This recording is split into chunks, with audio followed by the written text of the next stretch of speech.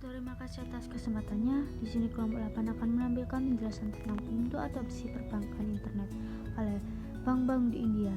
Di sini saya akan memperkenalkan anggota dari kelompok 8. Yang pertama Sofia Tunuria, NIM 2018-210-273. Yang kedua Muhammad Akram SP, NIM 2018-210-345. Yang ketiga Karina Dwandayanti, NIM 2018-210-389. Yang keempat Yun Sri Wayuningsi, NIM 2018-210-398.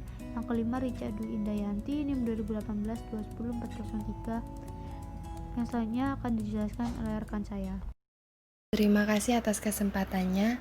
Nama saya Sofia Tuzuhria dengan NIM 2018-210273. Kerangka penelitian dan hipotesis penelitian. E-banking merupakan layanan perbankan yang meliputi internet banking, mobile banking, SMS banking, dan phone banking. Perkembangan e-banking mengalami lompatan besar. Transaksi bank menjadi mudah, cepat, dan real-time tanpa ada batasan waktu dan tempat. Bank menyediakan layanan e-banking untuk memenuhi tuntutan dan kebutuhan nasabah sebagai alternatif media untuk melakukan transaksi perbankan tanpa nasabah datang ke bank atau ke ATM, kecuali untuk transaksi setoran dan tarikan uang tunai. Transaksi e-banking dapat dilakukan di mana saja. Selanjutnya, adopsi. Niat adopsi adalah keinginan seseorang untuk melakukan tindakan. Niat dapat berubah dengan berjalannya waktu. Dalam konteks e-banking akan mempengaruhi keputusan nasabah. Apakah akan terus menggunakan layanan e-banking atau memutuskan untuk tidak memakainya lagi? Faktor-faktor yang mempengaruhi adopsi e-banking dapat dilihat melalui 3 pendekatan, yaitu TAM, TRA, dan TPB. Kecepatan adopsi dipengaruhi oleh faktor berikut. Karakteristik inovasi. Inovasi mempunyai 2 sifat, yaitu intrinsik atau melekat pada inovasi itu sendiri, dan sifat ekstrinsik atau dipengaruhi keadaan lingkungan.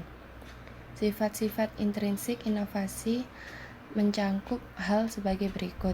Yang pertama, tingkat kerumitan atau kompleksitas. Semakin kompleks serta sulit dalam pengoperasiannya, maka semakin tidak menarik bagi konsumen. Konsumen cenderung menggunakan produk yang sederhana, praktis, dan mudah digunakan. Yang kedua, mudah atau tidaknya inovasi dicoba atau triability, yaitu kemampuan untuk dicoba produk baru yang memberikan kemudahan kepada konsumen untuk mencoba dan merasakan akan lebih menarik. Yang ketiga, mudah atau tidaknya inovasi diamati, yaitu kemampuan produk untuk dapat dikomunikasikan kepada konsumen lain. Selanjutnya, metode penelitian. Populasi dan sampel adalah kelompok elemen yang lengkap yang biasanya berupa orang, objek, transaksi, atau kejadian di mana kita tertarik untuk mempelajarinya atau menjadi objek penelitian. Populasi dalam penelitian ini adalah seluruh nasabah pengguna e-banking yang memiliki layanan e-banking. Selanjutnya, variabel penelitian. Variabel pertama, ukuran. Secara umum diasumsikan perusahaan yang lebih besar memimpin proses inovasi dan difusi. Yang kedua, usia bank. Dapat dianggap sebagai proksi kasar untuk keduanya, akumulasi pengalaman secara umum dan pengurangan resiko yang dirasakan investasi dalam perbankan internet. Yang ketiga, simpanan, yaitu karakteristik lain yang dapat mempengaruhi probabilitas untuk mengadopsi perbankan internet. Yang keempat, upah, mencerminkan rata-rata tagihan upah sebagai ukuran insentif untuk mengadopsi teknologi perbankan internet untuk mengurangi pengeluaran tenaga kerja. Yang kelima, biaya. Bank dengan biaya yang relatif tinggi untuk bangunan dan aset tetap mungkin memandang adopsi perbankan internet sebagai cara untuk mengurangi pengeluaran yang dikhususkan untuk memelihara jaringan cabang. Yang keenam, ROA. Pengembalian aset telah dimasukkan sebagai ukuran profitabilitas bank untuk diuji apakah itu memiliki efek independen pada keputusan untuk menawarkan perbankan internet. Yang ketujuh, market share. Pangsa pasar bank mengukur ukuran bank relatif terhadap pasarnya sendiri. Diharapkan dengan meningkatnya pangsa pasar, bahwa probabilitas bank mengadopsi perbankan internet akan meningkat. Yang ke-8, cabang, yaitu karakteristik lain yang dapat mempengaruhi probabilitas untuk mengadopsi perbankan internet. Yang ke-9, privat, mengambil nilai 1 jika bank tersebut adalah milik pribadi bank, baik domestik atau asing, dan mengambil nilai 0 jika tidak. Yang ke-10, presentase. Proporsi bank yang sudah mengadopsi internet perbankan juga dapat mempengaruhi keputusan untuk mengadopsi internet perbankan. Variabel ini juga menangkap sejauh mana bank telah didahului di pasar. Terima kasih atas kesempatannya.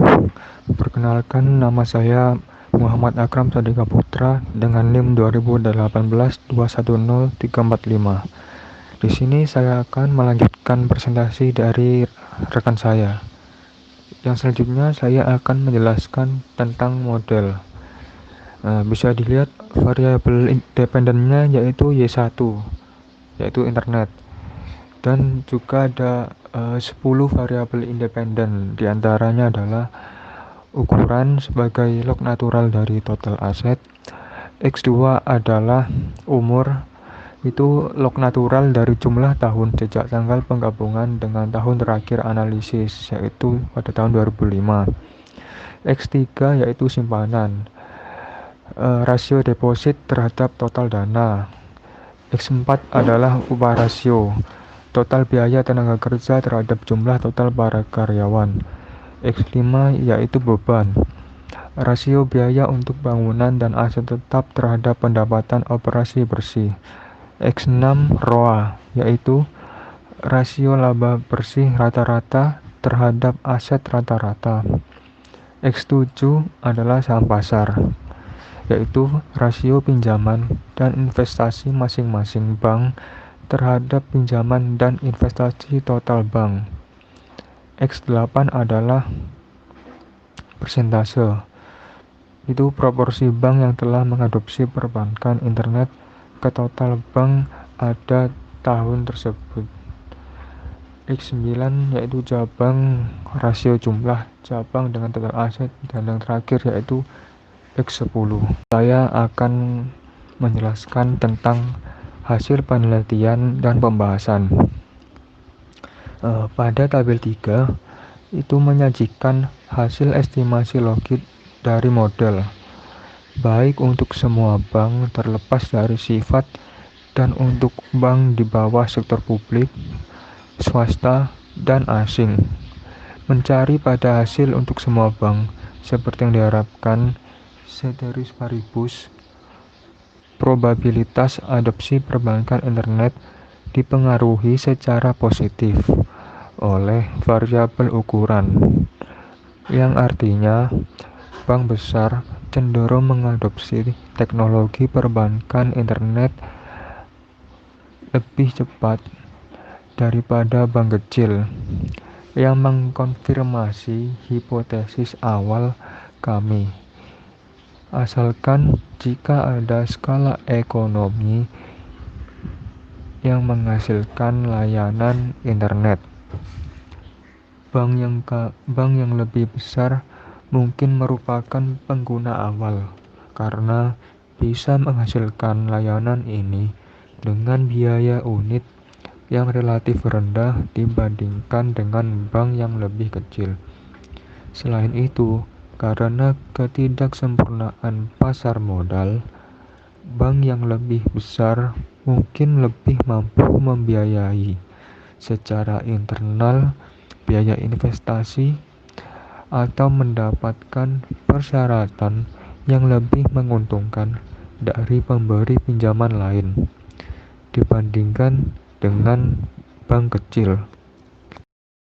Yang selanjutnya, berikut ini merupakan tabel 3 hasil dari metode penelitian yang sudah saya jelaskan di slide sebelumnya dapat dilihat sebagai berikut. Dan yang terakhir adalah kesimpulan. Menggunakan data adopsi perbankan internet oleh bank-bank di India. Penelitian ini adalah mencoba untuk memeriksa faktor-faktor yang mempengaruhi kemungkinan adopsi perbankan internet di India. Hasilnya menunjukkan bahwa bank lebih besar, bank dengan usia lebih muda, dan bank yang memiliki jumlah besar deposito ditemukan menunjukkan probabilitas yang lebih tinggi untuk diadopsi bank internet.